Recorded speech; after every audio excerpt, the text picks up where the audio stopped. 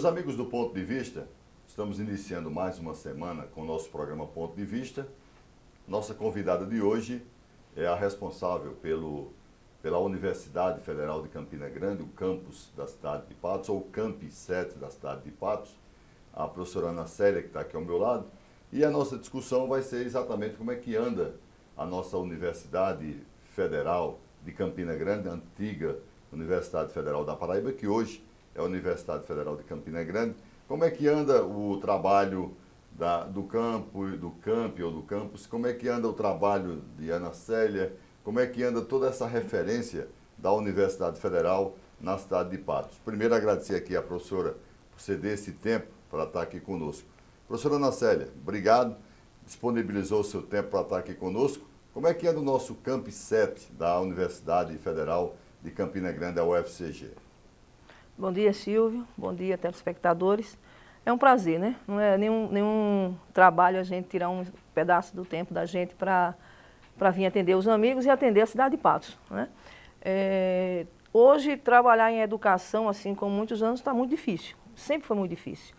E administrar a educação se torna mais difícil ainda, principalmente pelo período que o Brasil vem passando. Então, não é diferente do que acontece em todos os outros estados e no Brasil como um todo o que acontece em Patos, né? Então, a Universidade Federal de Campina Grande vem sofrendo os impactos dessa política, né, dessa crise política, acredito eu, muito maior do que a econômica, mas reflete no setor econômico. E o campus de Patos, por ser um campus fora da sede, né, assim como todos os outros que estão fora da sede, a gente sofre um pouco mais. E o campus de Patos, especialmente, ele vem andando a passos curtos, né? Assim como todas as universidades, creio eu, do Brasil. Então, está muito difícil de administrar, mas não estão deixando de ser feitas e cumpridas vamos dizer assim, as atividades essenciais. Ana Célia, há um modelo interessante na questão tanto da saúde como em questões educacionais. O problema é de recurso, o problema é de gestão. Como é que a Ana Célia vê essa relação recurso com gestão, principalmente na universidade? Olha, primeiro fazendo uma análise macro, tirando a universidade. Recurso sempre é muito bom, sempre é muito bom. Gerir recurso é complicado, é muito complicado. Se for em setor público, é mais complicado ainda devido vamos dizer assim, à lei de gestão. Hoje a lei de gestão ela é muito engessada, ela é muito dura e nós não temos recursos humanos que acompanhem essa evolução. Então, a gente tem lei mudando a toda hora, a gente tem decreto, portarias mudando a toda hora e a gente precisa estar muito antenado com isso aí para não cometer erros que lá na frente vai comprometer a sua gestão. Então, tem esse aspecto daí. A gestão de recursos federais, ela é mais complicada. E eu acredito que isso tem levado vamos dizer assim, à ineficiência de muitos setores públicos, principalmente da base. Quando eu digo da base, eu falo até prefeitura municipal, né? Então, a gente não pode culpabilizar um governo, seja ele qual for, porque no município a coisa não está funcionando. A gestão municipal ela é tripartite, então ela recebe o recurso federal. Então, normalmente, o que é que acontece? Só trabalha com recurso federal. No caso das universidades, nós recebemos os recursos, né, aquela matriz nacional e cabe a cada universidade o seu recurso. Sua universidade, sendo multicamp ou não, ela também faz a mesma partilha de recursos para esses centros, né, e para os centros que compõem a sua universidade. E fazer a gestão desse recurso é muito difícil, principalmente na atualidade, né? Então, para você ter ideia, hoje, há pouco tempo, nós recebemos apenas 30% do que nós tínhamos para pagar. Então, 30% é muito pouco, Silvio, para a gente fazer gestão. Então, mas também eu costumo dizer, nas reuniões que eu faço na universidade, que em tempos de crise, todo mundo diz, é difícil. Tempo de crise é difícil, mas não faz com que você não trabalhe. A gente pode aproveitar o tempo de crise para planejar. E o pouco recurso que vem para aplicar da maneira certa a partir desse planejamento. Professora Ana Célia, eu vou voltar um pouquinho para a gente falar da estrutura do campi da cidade de Patos. A professora me falava que são 4 cursos, na realidade teríamos um curso a mais porque ele é diurno e seria noturno. Como é que anda a estrutura do Camp 7 da Universidade Federal de Campina Grande, em Patos? Olha, se você perguntar a um aluno, ele vai dizer que ele quer muito mais, e é um direito, né? Ele está exercendo a cidadania dele. Se você perguntar a um professor, ele vai dizer também que quer mais. Quer mais. Se você for perguntar a um gestor, ele pode lhe dizer que a coisa está bem, mas que a gente também quer mais, né? Claro. Isso é a ordem natural das coisas. Hoje, Patos, ele consta, né? O campus de Patos consta com esses 5 cursos, né? Nós temos medicina veterinária, engenharia florestal, ciências biológicas e temos também alguns cursos de pós-graduação, né? Nós temos também o curso de odontologia em nível de graduação e temos doutorado. Então, nós temos graduação, né, em 5 cursos, nós temos pós-graduação em nível de mestrado e pós-graduação em nível de doutorado. Pois bem, a nossa estrutura física, ela está bem. Agora, nós precisamos partir para a manutenção desses prédios. Nós tivemos um programa do governo federal chamado REUNE, reestruturação dos cursos de graduação, principalmente. E com isso nós ampliamos, nós expandimos a universidade e nós crescemos enquanto infraestrutura. Agora nós precisamos equipar algumas dessas infraestruturas e nós precisamos começar o serviço de manutenção dessa infraestrutura. Então, hoje, para você ter ideia, nós temos o melhor curso, nós não fomos creditados ainda, mas o melhor curso e a melhor estrutura, isso eu lhe digo, em infraestrutura e recursos humanos, do curso de odontologia. Se você tiver a oportunidade de fazer uma visita, nós temos um verdadeiro parque de ciência e tecnologia em nível de graduação ainda no curso de odontologia. No curso de medicina veterinária, nós já somos creditados no melhor dentro do selo Arcosul, né? Então, o curso de veterinária. O curso de engenharia florestal é outro curso mais antigo, assim como a veterinária, que também está dentro do ranking dos melhores cursos do Brasil. As ciências biológicas está se consolidando, nós temos professores, se você fizer um percentual por metro quadrado, nós temos um número extremamente considerável de doutores. Então, nossos alunos eles estão muito bem guiados. Agora, precisamos, sem sombra de dúvida, equipar mais os nossos laboratórios, as nossas estruturas, para que esses alunos eles saiam bem melhor. E para você ter ideia, quando nós vamos fazer a colação de grau, o que nós já fizemos de colação de grau antecipada é impressionante. Então, recentemente nós fizemos uma colação de grau que eu disse assim, meu Deus, nós não vamos ter nenhum aluno colando grau. Aí eles ligaram, professora, a gente pode vir para participar da festa, ou seja, eles nem precisariam vir, porque eles já estavam formados. E o que é mais gratificante para o campus de Patos é que todos estavam inseridos, ou no mercado de trabalho, ou nos cursos de pós-graduação em nível de mestrado. Só para a gente explicar aqui para o nosso telespectador, professora Ana Célia, como é que é na universidade? A professora falou agora há pouco de que nós temos uma referência muito grande em diversos cursos que foram colocados por Ana Célia, mas eu queria estabelecer, se fala muito que a universidade tem que ter mestre, doutores, pós-doutores, aquela coisa toda. Como é que funciona o modelo de formação desse professor que começa aqui e galga até os pós-doutores e tudo mais? Como é que anda a nossa universidade, especificamente o campus de Patos? Olha, com essa expansão que houve do governo em relação às universidades, nós fizemos muitos concursos. E nesses concursos, nós já recebíamos doutores. Diferente de há 12 anos, 14 anos atrás, quando os nossos professores eles entravam como professor auxiliar. Quer dizer, um professor que era apenas graduado. Então, ele tinha que passar um período fazendo mestrado, um período fazendo doutorado, depois um período fazendo pós-doutorado e retornando em tempo semelhante ao que ele passou fora para essa sua capacitação. Hoje, eu acredito que na maioria das universidades, logicamente, tirando as exceções de alguns cursos por suas especialidades, nós temos o maior número de doutores já entrando no primeiro dia, ele passa no concurso, ele já passa como doutor e o seu primeiro dia de aula ele já é doutor em sala de aula. Então, essa capacitação, esse período de capacitação, vamos dizer assim, nós já passamos. Então, a maioria das universidades hoje, ela já tem confortavelmente o número de doutores. E esses doutores estão em sala de aula, estão fazendo ensino, estão fazendo pesquisa e estão fazendo extensão, que é o tripé, vamos dizer assim, da universidade. Ana Célia, na sua gestão nem tanto, mas em gestões anteriores, nós tínhamos alguns problemas estruturais com relação ao campi de Patos, né, da UFCG, e aí nós já tivemos algumas vezes problema com relação a estudantes, a uma série de coisas. Como é que é da parte estrutural do Campus 7? Como é que anda a estrutura da Universidade Federal de Campina Grande em Patos?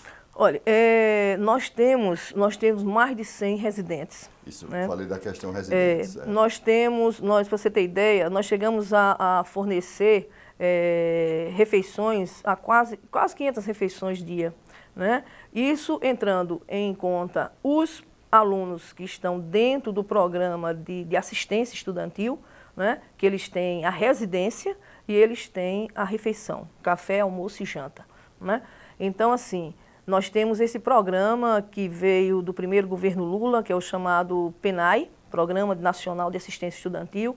É um programa extremamente importante, eu espero que não deixe de existir nas universidades, porque senão filho de pobre não vai ter condição de se manter numa universidade, seja ela pública ou não, né? Onde nós damos a residência e nós damos as refeições. Então, hoje nós temos uma estrutura que ainda não é o que nós merecemos, nem que nossos alunos merecem. Nós temos uma residência masculina e uma residência feminina interna, dentro do campus, e nós temos algumas casas alugadas no município de Patos, onde nós concentramos meninas e meninos. Né? E eles fazem refeição, as refeições são feitas dentro do campus, no restaurante do campus. Esse restaurante do campus, ele já está dentro da prioridade de obra de recursos próprios do governo federal, para ampliação desse restaurante, quem sabe um restaurante novo. E temos também um projeto também ligado a verbas especiais do governo federal para a construção de mais uma residência. Então, assim, parte desses alunos estão extremamente bem alocados nas residências e a outra parte também está alocada em residências fora do campus. Então, a intenção é trazer essas casas que estão alugadas como residências fixas dentro do campus. Então, a gente vai ter um controle maior desses alunos, um cuidado maior desses alunos e, logicamente, dando uma qualidade de vida melhor. Então, esses alunos, além das refeições, têm o ginásio, eles têm acesso ao campo de futebol, eles têm acesso ao ginásio para jogar, dividindo com a comunidade, com as pessoas que a gente abre também o espaço, professores, funcionários.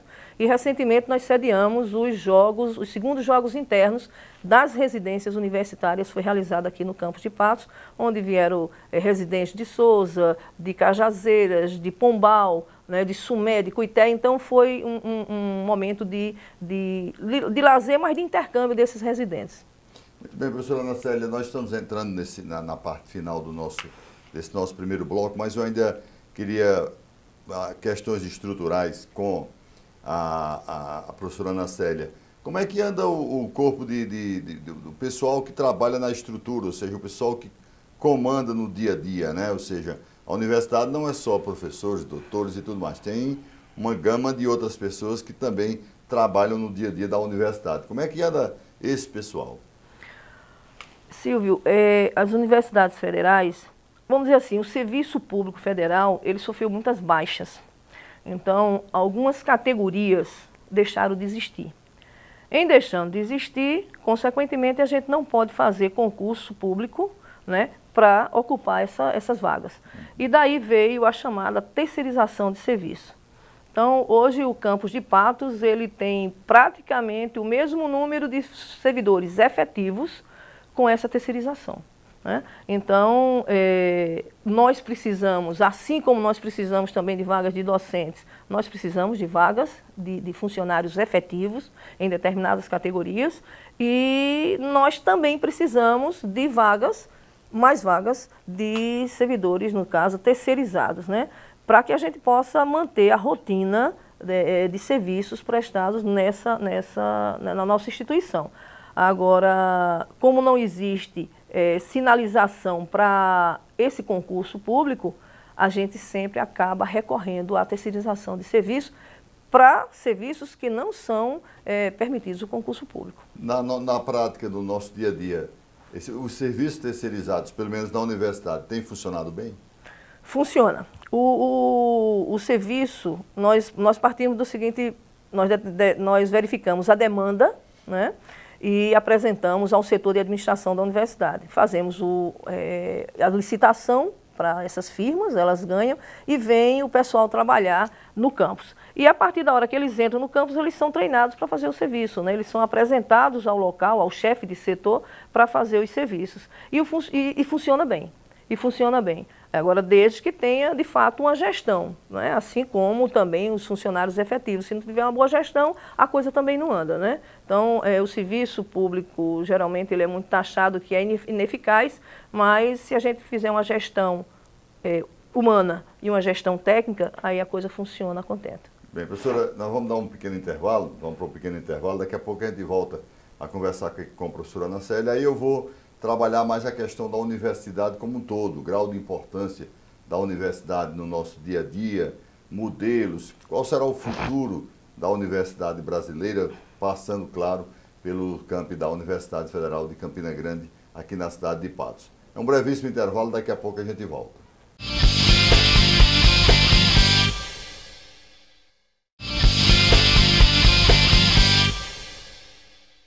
Estamos de volta com o nosso ponto de vista, nossa entrevistada de hoje, professora Ana Célia. No primeiro bloco nós conversamos sobre estrutura do campi, sobre modelos. E eu agora queria mudar um pouquinho a estética do programa, o modelo de como conversar com a Ana Célia. Primeiro para saber o seguinte, professora, a universidade brasileira, ou seja, a ponta da universidade, ela é decorrente de um sistema que começa, né, com o aluno entrando no inicial e termina lá na universidade. Como é que a universidade recebe esse aluno? Claro que ele passa por um processo, hoje é o Enem, mas aí nós temos vestibulares, nós temos uma série de testes que são feitos com os alunos. Como é que esse aluno chega na universidade brasileira? Silvio, é interessante, é muito esperta essa sua pergunta, porque a gente, como professor universitário, a gente recebe o aluno teoricamente pronto, né? Uhum. E ele vem de diversos lugares. Ele vem de uma escola particular muito boa, ele vem de uma escola particular também não muito boa, ele vem do serviço público, né? Da educação pública capenga, né? Que a gente tem isso no Brasil, e ele vem também de um sistema de cota, né? Então, as universidades hoje, alguns cursos principalmente, têm se preocupado em nivelar esses alunos em sala no primeiro período. E isso, às vezes, dificulta demais. Então, nós temos alunos nessa competitividade entrando muitos novos. Eles entram novos demais. Você se assusta no primeiro período com o número de alunos que estão na sala de aula. Esses alunos muito imaturos. E eu me reporto novamente ao programa de assistente estudantil, que nos dá hoje na universidade condições de ter um psicólogo, condições de ter um assistente social, e a gente começa a trabalhar esses alunos. Muitas vezes eles não se identificam com aquele curso que entram, muitas vezes eles desenvolvem alguns transtornos psicológicos menores, que precisam ser tratados. Alguns desses alunos se deslocam quilômetros de sua residência para vir cursar essa faculdade ou esse curso e começa a desenvolver problemas. Então, a universidade, ela acolhe esses alunos e se depara com uma diversidade de fatores, além do desnível que tem entre os alunos. Então, muitas vezes, o curso ele tem que fazer um nivelamento daquele aluno para que ele continue dentro da universidade, para que ele continue dentro do curso.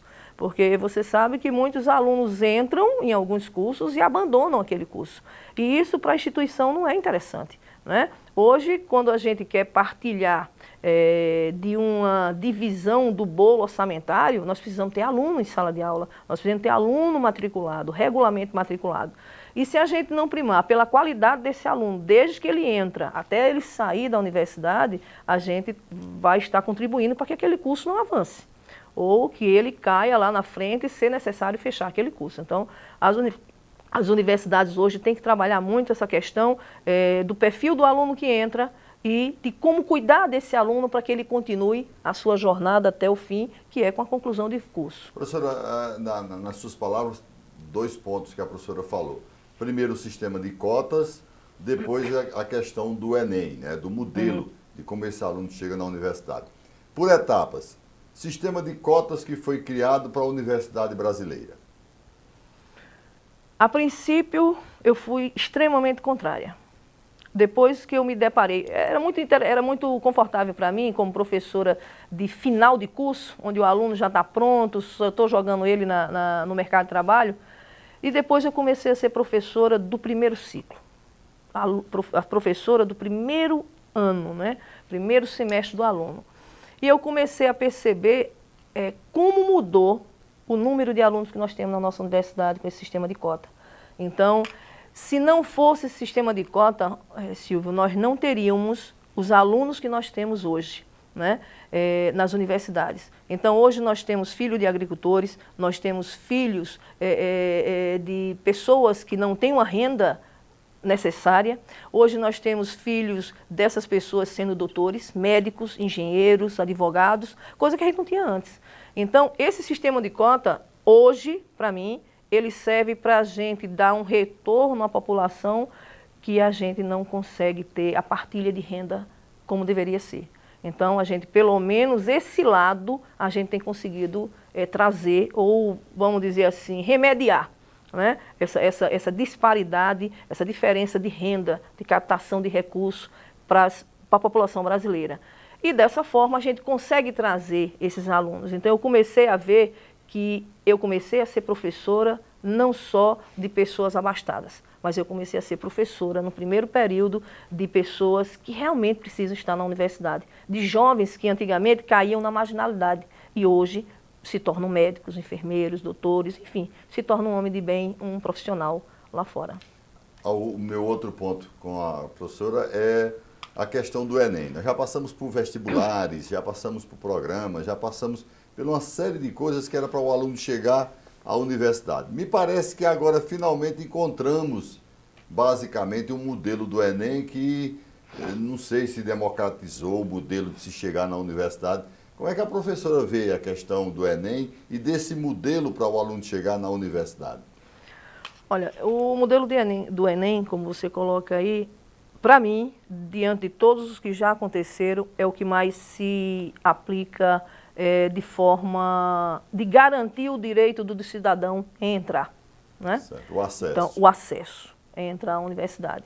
Eu sou extremamente favorável ao Enem. Lógico, em alguns pontos talvez precise melhorar, mas aí teria que ser um estudo técnico. Mas nós temos formados profissionais que fazem esse Enem, que constrói o Enem, e ele, sem dúvida, está povoando todas as classes sociais e todas as entidades de ensino para trazer esses alunos para dentro da universidade. Então, o modelo estaria basicamente correto. Uhum. Professora, a professora falou também sobre uma coisa interessante aí, que me falou do seu trabalho enquanto professor, que já pegava o aluno depois da primeira fase que ele chega na universidade, e agora também pegou o aluno que está chegando naquele momento na universidade brasileira. E aí se questiona muito o ensino, didática, uma série de coisas que é feito no aluno de primeiro, de segundo grau, para ele chegar no terceiro grau, que é na universidade. Como é que tem chegado esse aluno? Ele tem melhorado os aspectos? Claro que eu estou falando especificamente, não é da maneira de vida, não é numa série de coisas. É aquele aluno que aprendeu alguma coisa e chegou com aquele aprendizado na universidade. Olha, pela própria evolução dos tempos, né, pela evolução da sociedade, esses alunos eles têm chegado muito diferentes, muito diferentes. Agora, quando você parte para concentração de conhecimento, aí a gente sente a diferença. Então, nós temos alunos que vêm de determinadas escolas ou de determinado modelo de escola com um conhecimento, com um nível de concentração de conhecimento melhor do que outros. Isso, sem sombra de dúvida, acontece. Aqueles alunos, aquela história da gente dizer que os alunos que vêm da escola pública são os piores alunos, nem todos. Nem todos, né? Nós temos alunos que vêm de escola pública que são excelentes alunos, do dia que começa, no primeiro período, até o seu 10º período, enfim, até a sua conclusão de curso. Como nós temos alunos oriundos de escolas particulares de renome, que já não se dão bem no primeiro período, vão se empurrando até o final. Então, isso é uma questão relativa. Agora, sem sombra de dúvida, existe esse desnível que entra.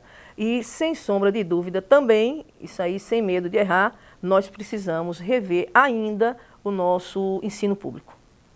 A formação do ensino público. Porque aí tem um questionamento também interessante que muita gente defende. A Universidade Federal Brasileira trabalha hoje para o filho do rico, para o filho do camarada que estudou numa escola particular muito boa, né? E que a Universidade Federal estaria, em tese, trabalhando para esse aluno. Como é que a professora vê isso? Esse retrato seria da universidade pública de 14 anos atrás. Aí eu diria com certeza que o retrato é real. Hoje a universidade pública, a Universidade Federal Pública, ela trabalha para o cidadão brasileiro. Nós temos alunos de pobres, muito pobres, né, antigos miseráveis e de pessoas ricas.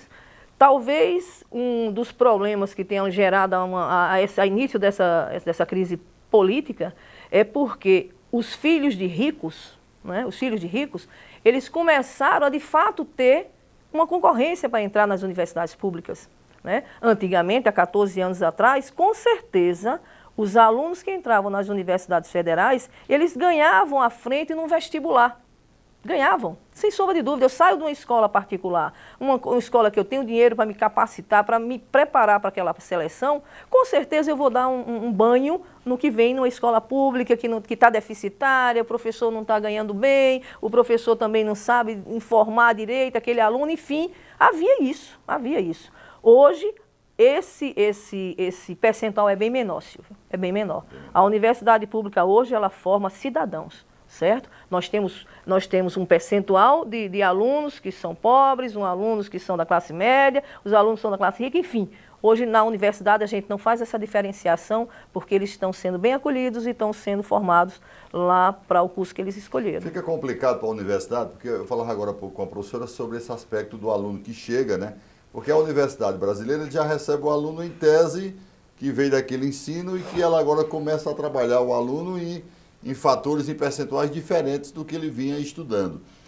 Aonde a universidade poderia entrar, por exemplo, numa melhoria do processo do ensino que está chegando a ela? Ou seja, a nossa famosa escola pública brasileira. Olha, o governo que aí está posto, ele deveria retomar, a meu ver, né, já fui professora de ensino fundamental, já fui professora de ensino médio, ele precisa retomar a formação de professores.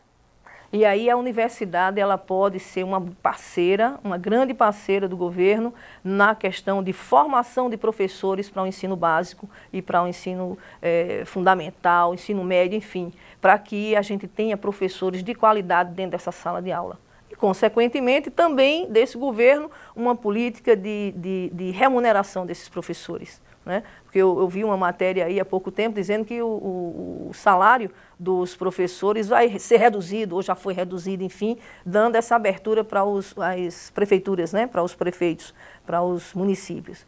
E isso aí é um retrocesso sem tamanho. Então, governo hoje que quer de fato que a população se informe, que a população se eduque e que entre um aluno de qualidade para as universidades públicas e nas universidades particulares também, necessário se faz trabalhar os professores que irão formar esses alunos que vão entrar na universidade.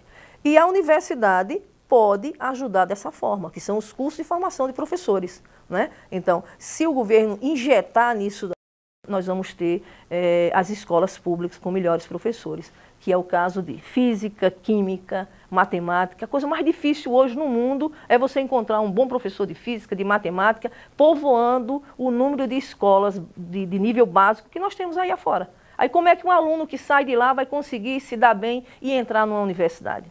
Ou seja, professora, só atrapalhando um pouquinho, o modelo de formação seria a própria universidade, no modelo de formação de professores, num processo de melhoria da escola pública para chegar na universidade. Sem dúvida. Seria isso? Sem dúvida. A base sem seria dúvida. essa? Seria essa. Seria a gente, vamos supor, enquanto governo, investir nos cursos de formação de professores. Dos diversos níveis, diversas matérias, a formação desses professores. Esse aluno chegaria na universidade mais integrado? Chegaria mais integrado, chegaria mais informado. E com a concentração de conhecimento muito maior. A senhora falou aí na escola particular, na universidade particular, na escola pública, na escola particular. o que é que acontece com a universidade brasileira? Nós temos muitas faculdades particulares, nós temos universidades que são criadas. Como é essa convivência? Como é que a universidade pública brasileira está vendo esse modelo? O modelo do crescimento das universidades particulares? Isso. Bom, eu acredito, eu sou defensora de que o conhecimento sempre ele é muito bem-vindo. Se você tem uma universidade particular e a gente tem a universidade federal, a gente tem que crescer junto, né? O que eu não defendo, não aceito e não concordo é o investimento com capital público em universidade particular, né?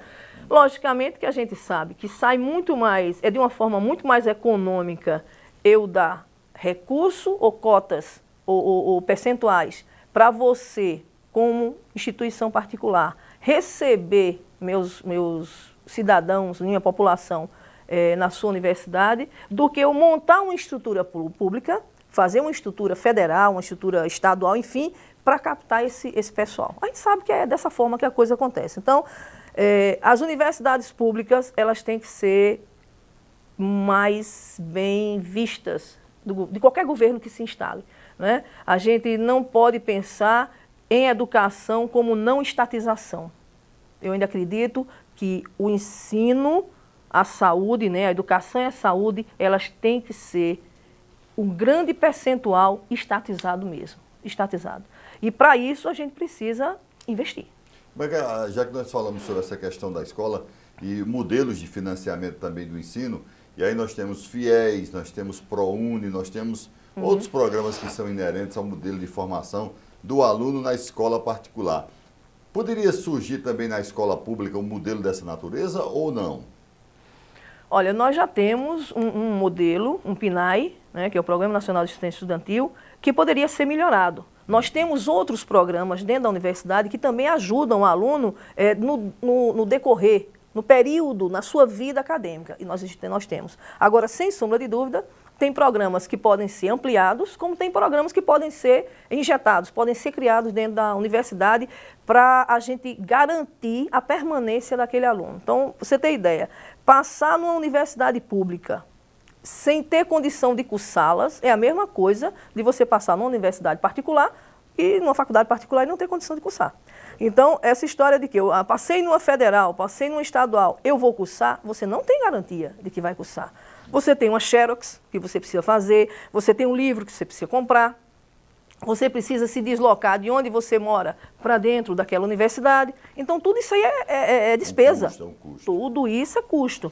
Então, simplesmente passar na universidade pública não quer dizer que a gente vai ter a chance de manter aquele aluno na universidade. Então, programas de permanência do aluno na universidade também é um ponto que os governos, que o Ministério da Educação precisa trabalhar para isso. Nós ainda temos falhas, nós ainda temos lacunas que precisam ser enxergadas e precisam ser preenchidas dentro do serviço público. Professora, nós temos na Paraíba duas universidades de nomes bem maiores, que é a Universidade Federal da Paraíba, que ficou com a parte do litoral, houve esse desmembramento com Campina Grande, e a Universidade Estadual da Paraíba, que tem o seu trabalho.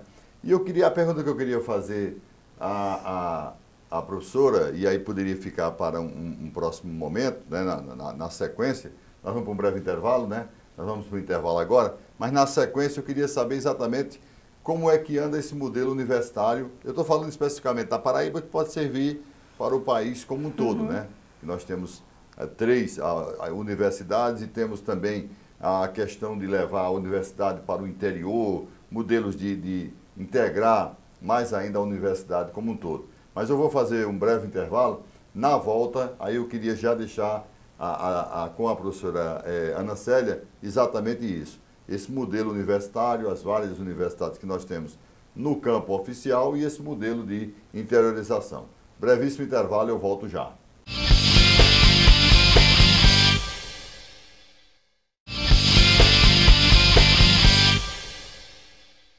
Bom, nós estamos de volta com o nosso terceiro e último bloco do nosso ponto de vista de hoje, recebendo a professora Ana Célia, que está aqui ao nosso lado.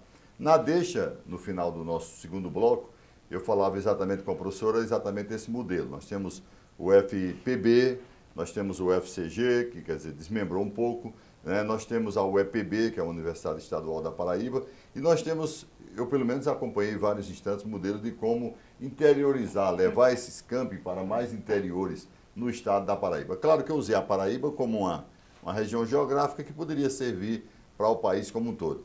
Na sua visão, professora Ana Célia, como é que funciona essa universidade? Esse modelo de interiorização funcionaria até quando? Eu espero que até sempre, né? Principalmente me colocando como cidadã, né? Então, se você mora num município, vamos pensar assim, esquecido de todos, a universidade, aí eu copio vamos dizer assim, o entusiasmo do nosso antigo reitor, professor Thomson Mariz, quando ele falava da expansão do ensino superior, né? De criar campos, de criar universidades nos municípios mais distantes do recorte que a gente tem estadual e isso que sirva para os estados do Brasil como um todo. Então, a gente estaria levando conhecimento, nós estaríamos levando educação para essa população. E, consequentemente, aumentando renda, aumentando emprego, gerando, né, o que você possa imaginar de termos econômicos, melhorando a qualidade de vida da população. Então, você veja o que era Patos antes e o que é Patos hoje como polo universitário, que a gente assim pode chamar. Né? Hoje nós temos o quê? Universidades particulares, universidades estaduais, universidade federal dentro desse município. Então, isso alavancou a vida, a qualidade de vida da população patoense.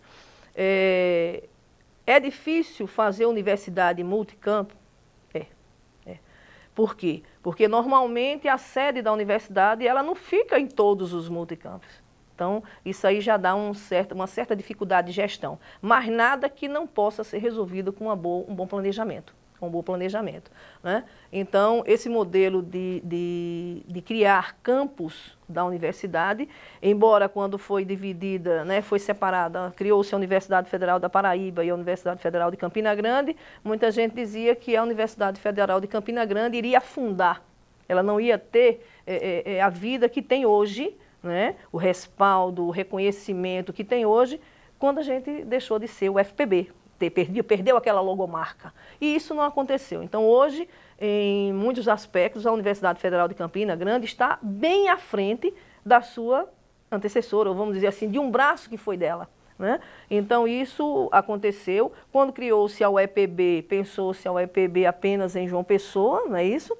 E alguma célula em Campina Grande. E hoje você vê a expansão da UEPB dentro do estado.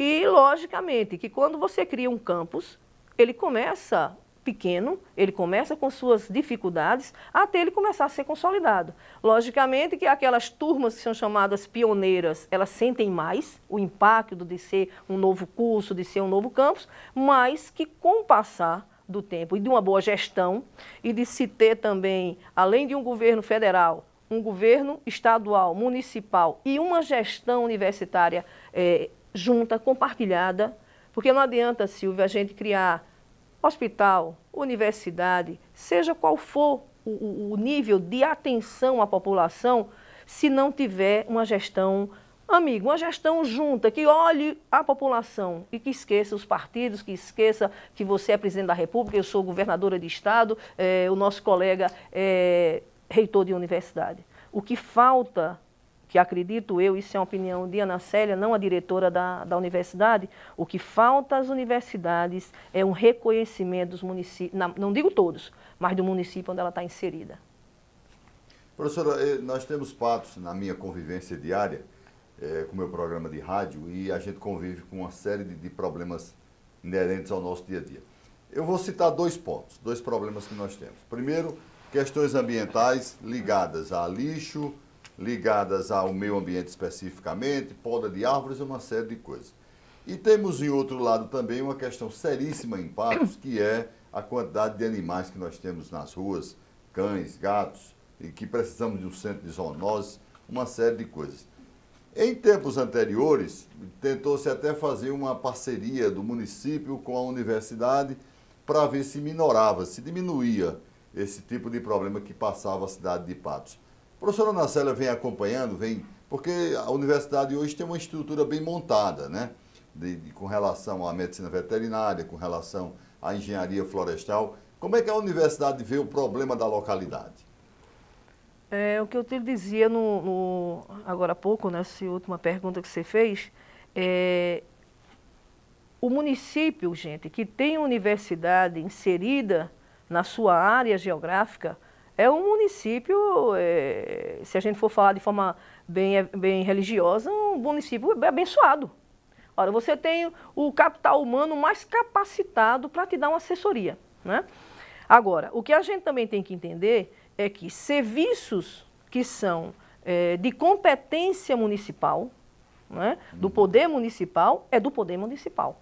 Agora, não impede dele buscar parceiros, através de convênios extremamente bem legalizados, que também a universidade não pode sair e prestar serviço sem estar respaldada, sem estar legalmente respaldada.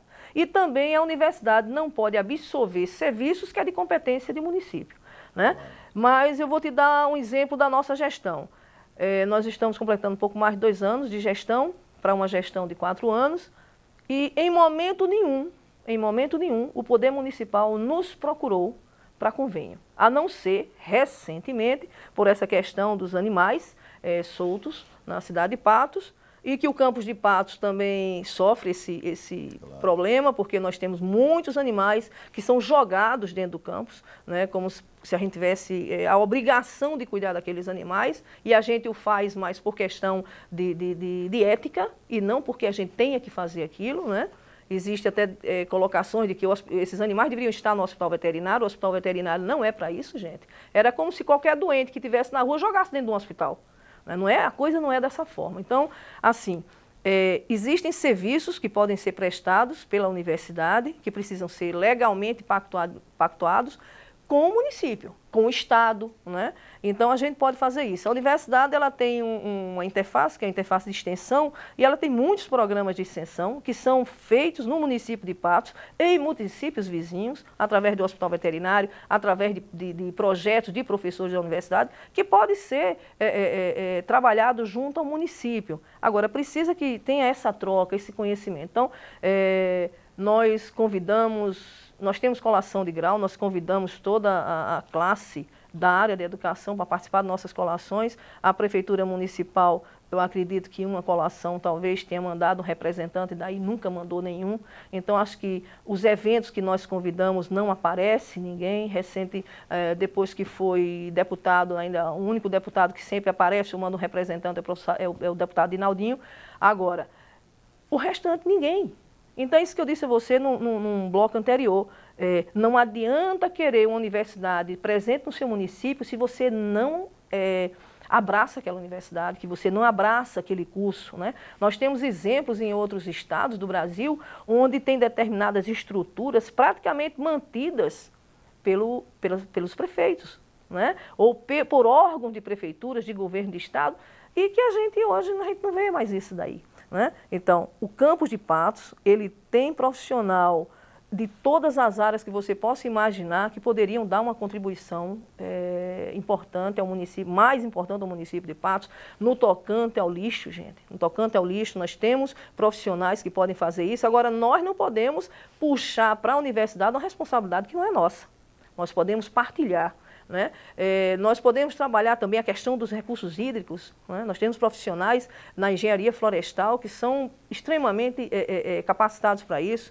Nós temos na questão de controle desses animais de rua, nós temos profissionais que podem dar uma contribuição extremamente importante. Nós temos o curso de medicina veterinária, nós temos o hospital veterinário, nós temos a residência, né, um curso de aperfeiçoamento em medicina veterinária que está disposto, nós já colocamos isso, olha, nós chamamos uma reunião do Ministério Público para dentro da nossa universidade, onde discutíamos essa questão dos animais soltos dentro do campus, e o procurador disse assim: deixa eu lhe ajudar a resolver isso e você me ajuda a resolver a questão dos animais soltos na cidade de Patos. E nesse momento, quando a gente foi prestar conta de tudo que ficou acertado na reunião, só quem prestou conta foi a universidade. Não sei por que os outros órgãos não fizeram, e também não é de competência nossa, mas o Campus de Patos, através dos seus cursos, ele sempre esteve disposto a ser um parceiro do município, até porque nós estamos nesse município, nós somos corresponsáveis por esse município. Agora, é bom que a população saiba, assim como os políticos e os gestores municipais, que o que é de competência municipal é de competência municipal. A universidade ela não pode albergar, ela não pode puxar para si essa responsabilidade. Ela pode ser uma parceira. Sem dúvida. Professora Ana Célia, nós estamos entrando nessa reta final do nosso terceiro e último bloco, mas a minha pergunta seria a pergunta pertinente, em que aspecto?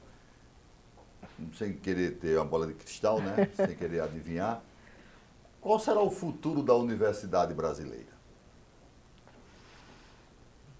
É uma pegadinha. Bom, eu espero, eu acredito, eu penso que ela não pode retroceder.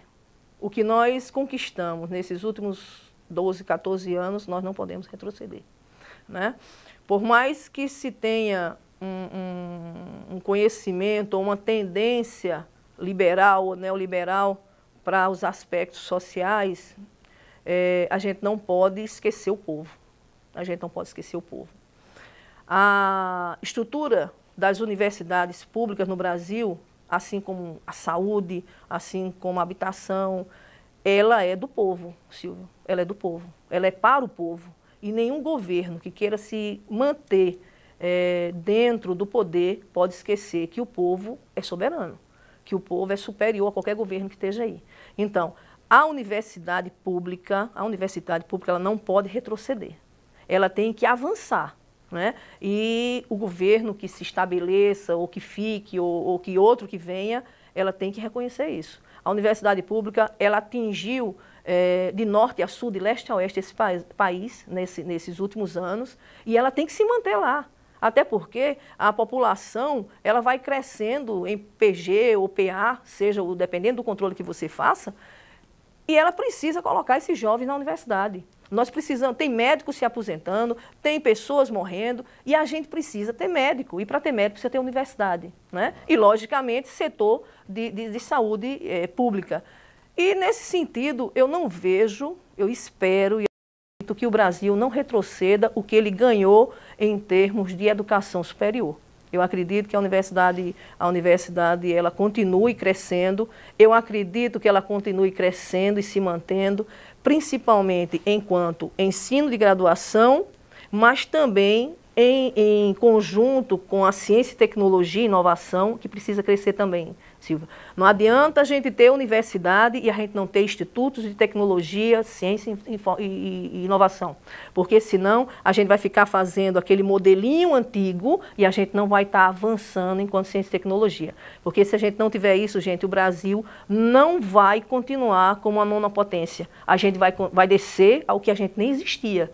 Então, acredito assim que os governos que estão para vir ou que vão vir, eles não podem esquecer nisso. A gente avançou muito enquanto potência econômica. A gente saiu do que não era nada. Se eu não me engano, nós somos ainda a nona, né? Isso. A gente não era nada, Silvio. A gente fez isso aí foi com o quê? Isso aí foi com educação, isso aí foi com ciência, tecnologia e inovação. E se a gente fizer um retrocesso nisso aí, a gente vai descer o restante. A gente não pode vender o Brasil mais, Sérgio. Quer dizer que no modelo que eu entendi da professora, por exemplo, os institutos federais de educação, a evolução do processo, tudo foram importante também para a universidade. Para a universidade. E tem que continuar. E tem que ser continuado. E tem que continuar tanto para as universidades públicas, para os institutos federais de ciência, tecnologia e inovação. Professora, queria agradecer a sua presença aqui conosco, deixar o espaço final para suas despedidas aos nossos telespectadores, agradecer por estar aqui. Claro que em outros momentos, dentro do nosso ponto de vista, nós vamos ainda conversar sobre a universidade, sobre o nosso campo, né? Sobre a importância da universidade brasileira como um todo. Obrigado por estar aqui conosco. Agradeço, Silvia, a você o espaço, né? E dizer para a população de Patos, assim como do estado da Paraíba, que o campus de Patos está aberto, né? Nós temos profissionais das diversas especialidades e competência e que podem contribuir não só para o município, mas para o estado como um todo. Então, o campus de Patos está aí e cada vez mais forte, cada vez mais consolidado. Obrigado, professor. Obrigado aos nossos amigos. Estaremos de volta, se Deus quiser, na próxima semana com mais um Ponto de Vista. Um abração a todos e até lá, se Deus quiser.